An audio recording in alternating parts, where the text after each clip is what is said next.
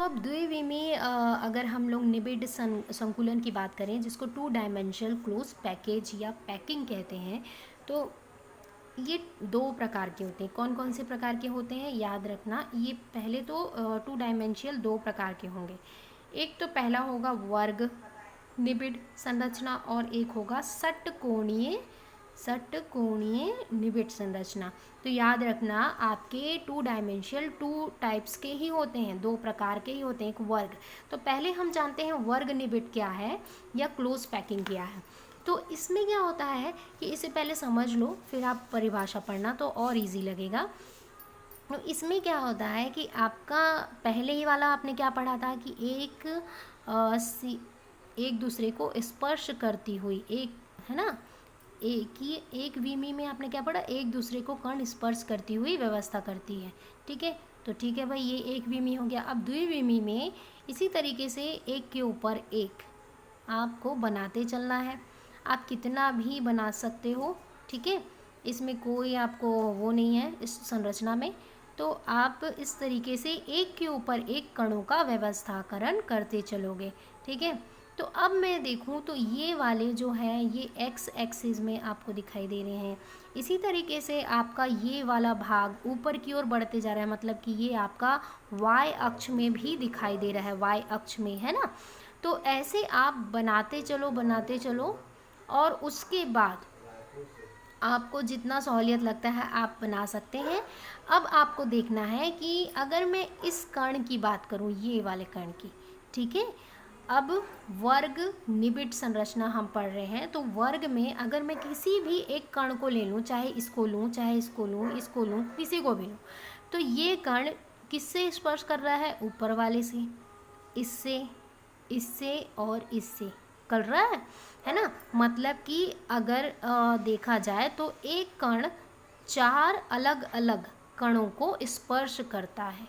तो अगर मैं इन्हें जोड़ दूं तो ऐसे आपको एक संरचना मिलेगी जो वर्ग की होगी। दिख रहा है वर्ग, है ना। तो ये 2 डायमेंशनल हुआ। अब इस कण, ये जो कण है, ये कण का जो केंद्रक है सभी केंद्रक को स्पर्श कर रहा है। मतलब कि कितने केंद्रक को स्पर्श कर रहा है, 1 2 3 4। तो इस कण का, इस केंद्रक का सहसंयोजक नंबर कितना हुआ, 4, क्योंकि ये 4 लोगों को अटैच कर रहा है, छू रहा है, स्पर्श कर रहा है, टच कर रहा है। ठीक है, तो ये 2 डायमेंशनल क्लोज पैकिंग के वर्ग निबिड है। इसको अगर पढ़ना है तो इसकी परिभाषा ऐसे है कि इसमें द्वितीय पंक्ति को प्रथम पंक्ति के संपर्क में इस प्रकार रखा जाए। देखो द्वितीय पंक्ति को, ये दूसरी पंक्ति है, ये वाली दूसरी पंक्ति है, पहली पंक्ति ये थी, तो पहली पंक्ति के संपर्क में हमको ऐसे रखना है कि जो दूसरी पंक्ति के गोले हैं या दूसरी पंक्ति के ये वाले जो कण हैं या गोले हैं वो पहले पंक्ति के गोले के ठीक ऊपर व्यवस्थित हो जाए। आ रहा है समझ में, ठीक है। तो ये यहाँ पे समझ आया परिभाषा।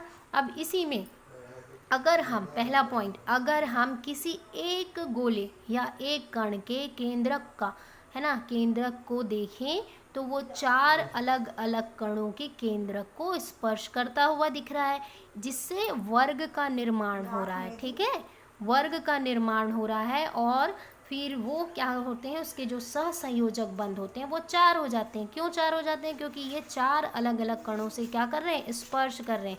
क्लियर हो रहा है यहाँ पे सभी चीज़। तो यहाँ पे आपको 2 डायमेंशियल वर्ग निबिड में, मतलब इसको हम लोग इंग्लिश में बोलते हैं क्यूब पैकिंग या पैकेज। ठीक है, क्यूब पैकेज।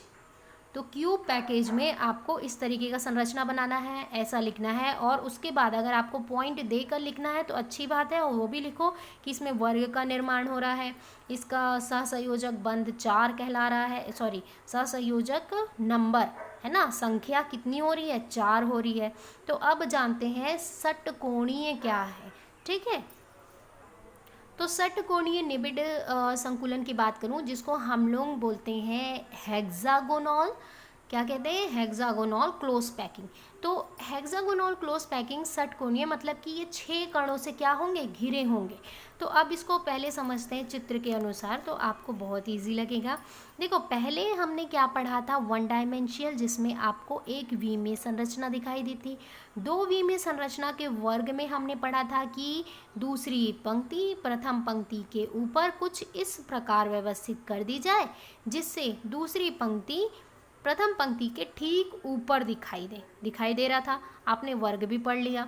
अब जानते हैं कि षटकोणीय का व्यवस्थीकरण कैसे होता है। अब मान लो ये आपका एक्स अक्ष में पूरा एक विमीय संरचना दिखाई दे रहा है। अब आपको यहाँ पे याद रखना, ये जो खाली जगह है, ये वाली, ये जो खाली जगह दिख रही है, यहाँ पे एक कण को व्यवस्थित करना है। फिर ये खाली जगह पर यहाँ पे एक कण को थोड़ा बड़ा बनाओ ताकि एक दूसरे को वो स्पर्श करे। ठीक है, तो कणों का व्यवस्थीकरण आपको कहाँ पे करना है, इस खाली रिक्त जगह में। और इस रिक्त जगह को हम क्या कहते हैं, अवनमन। क्या कहते हैं, अवनमन। ठीक है, तो अवनमन के स्थान पे आपको नए गोले या नए अणु का व्यवस्थीकरण करना है इस तरीके से।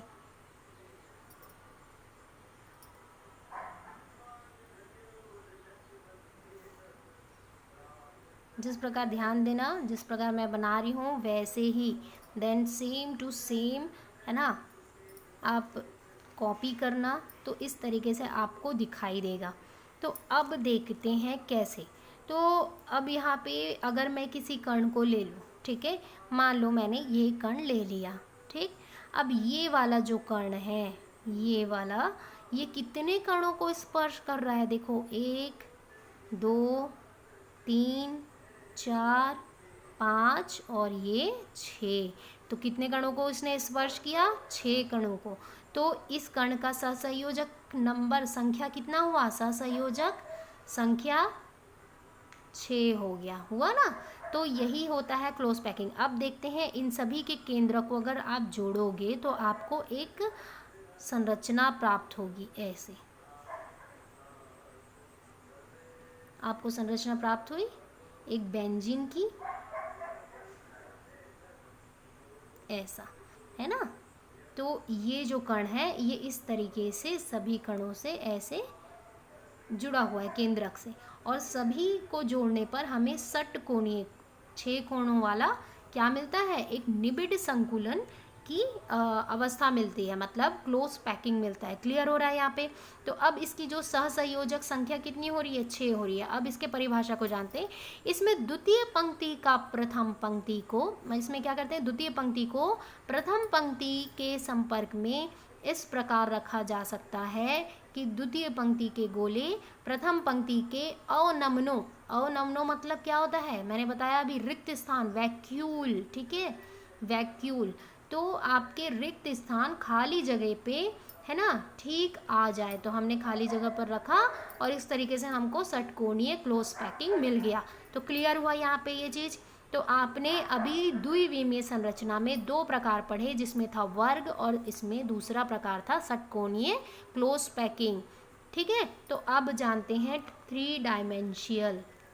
तो 3 डायमेंशियल की बात करें तो 3 डायमेंशियल मतलब त्रिविमीय, मतलब सभी तरफ से अगर आप यूनिट सेल को घुमा के देखेंगे तो सभी तरफ से आपको क्या दिखाई देगा, समान संरचना ही दिखाई देंगे। तो ये आपने यूनिट सेल में देखा हुआ है जब पढ़े थे। तो इसके बारे में अभी जानते हैं कि कैसे इसकी संरचना के अनुसार इसका क्लोज पैकिंग या फिर निबिड़ संकुलन कैसे होता है। 3 डायमेंशियल की बात करूँ त्रिविमीय, तो इसकी संरचना आपको कैसे बनानी है। देखो इसकी संरचना आपको 2 परतों में बनानी है। मतलब ये देखो अक्ष, एक्स अक्ष में आपको कणों की संख्या दिख रही है, फिर वाई अक्ष में भी आपको कण व्यवस्थित दिख रहे हैं। इस तरीके से आप व्यवस्था कर रहे हैं। ठीक है, तो अब इस परत के ऊपर आपको एक परत और रखना है, मतलब कि इस हाथ के ऊपर मैं एक और हाथ रख दूं तो आपको क्या होगा कि ये 2 त्रिविमीय दिखाई देंगे, मतलब अलग। तो एक इस परत के ऊपर आपको और कणों का ऊपर, जस्ट ऊपर में वैसे ही व्यवस्थाकरण एक के ऊपर एक अध्यारोपित करते हुए चलना है, मतलब ऐसे करना है। है ना। यहाँ पे अब ये क्या हो गया, एक्स अक्ष हो गया, ये वाई अक्ष हो गया। अब यहाँ से आपको जेड अक्ष करना है, जेड अक्ष है ऐसा। तो मतलब जेड में यहाँ पे ऊपर की ओर एक फिर रखे फिर रखे फिर रखे, मतलब यहाँ रखूँ यहाँ रखूँ यहाँ रखूँ, इस तरीके से मैं बढ़ाते चलूँगी।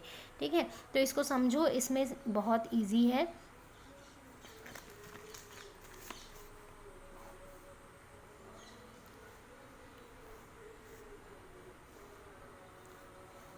ये मैं पहले आपका त्रिविमीय संरचना बना देती हूँ ताकि आपको अच्छे से समझ आएगा।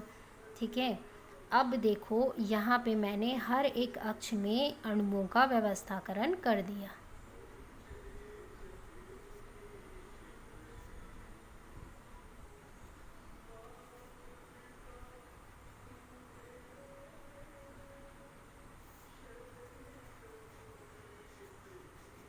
ऐसा आप भी बना सकते हो, बहुत क्योंकि आपको ये इजी लगेगा। ठीक है, इस तरीके से देखो मैंने एक 3V में दिख रहा है ना ये 3 डायमेंशियल। तो अब देखो, अब ये इसके ऊपर मैंने ऐसे ऐसे एक परत बना दी, मतलब ये एक पहला परत, फिर नीचे अगला परत, है ना। तो ऐसे मैंने एक परत बनाते चल रही हूँ, यहाँ पे परत बनाई, यहाँ पे। तो ऐसे ऐसे मान के चलो कि आप फ्रिज में जो ट्रे रखा रहता है, देखिए हो ना फ्रिज में किस तरीके का ट्रे है, ये फ्रिज है, इसमें अब मैंने एक और ट्रे रख दिया, परत का एक और रख दिया, इस तरीके से एक के ऊपर एक अध्यारोपित कर रही हूँ। तो यही होता है 3 डायमेंशन, मतलब आप कहीं से भी घुमा के देखो तो उसमें कणों का व्यवस्थाकरण एक ही प्रकार की समान संरचना प्रदर्शित करती है। इसको हम कहते हैं 3 डायमेंशियल। क्लियर हो रहा है, त्रिविमीय। तो त्रिविमीय निबिड़ संरचना के जो परिभाषा है उसको जानते हैं। तो इस प्रकार से बना जालक सामान्य घनीय जालक, घनीय सेल आपने जाना ना, एकक कोष्टिका वही होता है घनीय जालक। ठीक है, घनीय जालक और उसकी एकक कोष्टिका आध कोष्टिका होती है। ठीक है, अब आते हैं आध कोष्टिका, मतलब जो एकक कोष्टिका होती है उसका अगर हम कहीं से भी ऐसे आधा करें तो भी उनकी संरचना वैसे ही दिखाई देगी, तो वो उसकी आध कोष्टिका ही मानते हैं। अर्थात कणों की व्यवस्था एक प्रकार के परतों पर की जाती है और इस व्यवस्था में कणों के जो केंद्र होते हैं वो एक सरल रेखा में दिखाई देते हैं। जाहिर सी बात है कि आप एक के ऊपर एक रखे हुए हो। ठीक है, अब यहाँ पे मैंने परत बना दिया, देखो यहाँ पे जो इसका केंद्रक है, इसके केंद्रक एक सरल रेखा में दिखाई देगी, कहीं पे भी आपको अलग दिखाई नहीं देगा, ये सरल रेखा में दिखाई देगा। तो यही चीज़ है, एक के बाद एक व्यवस्थाकरण होता है परतों में, और परत ऐसे जमाए जाते हैं कि सभी के केंद्रक एक सरल रेखा में दिखाई देने लगते हैं। ठीक है, तो इसको हम 3 डायमेंशियल बोलते हैं। तो इसी तरीके से आपको क्लोज पैकिंग क्लियर हो गया है, निबिड़ संरचना आपका ख़त्म हो चुका है। इसके बाद हम जानेंगे निबिड़ संरचना के। तो अब देखो इसमें एक और चीज़ है कि इनका जो संरचना होता है, ये ए, फिर एक परत आया बी, फिर एक परत ए, फिर एक परत बी, तो हम इसको बोल सकते हैं कि ए बी संरचना वाले होते हैं। ठीक है, उसी प्रकार से षटकोणीय की जो पैटर्न होता है, प्रक्रिया होती है, ए फिर बी फिर ए, तो इस तरीके से आपका ये भी ए बी संरचना के होते हैं। ठीक है, और अगर हम वर्ग का देखें तो ए की संरचना पे होते हैं, ए और ए मतलब A2 की संरचना पे होते हैं। तो इस तरीके से जो पैटर्न होता है, पैटर्न का मतलब होता है कि वो, इसको हम ए मान लिए, ये रेखा को ए, इसको बी, तो ये पैटर्न होता है। और आप वर्ग में देखेंगे तो सब बराबर हैं, तो ए और ए, रेखीय में तो केवल ए है। ठीक है, तो इस तरीके से पैटर्न भी आपको ध्यान में रखना है। और इससे रिलेटेड आपको जो डाउट है आप मुझे कॉल या मैसेज कर सकते हो, और इसके नोट्स बनाओ बच्चों, और इसे याद भी रखो। रटो मत, रटने वाला चीज़ करो ही मत, हमेशा समझने की कोशिश करो। कोई डाउट हो तो कॉल या मैसेज कर सकते हो।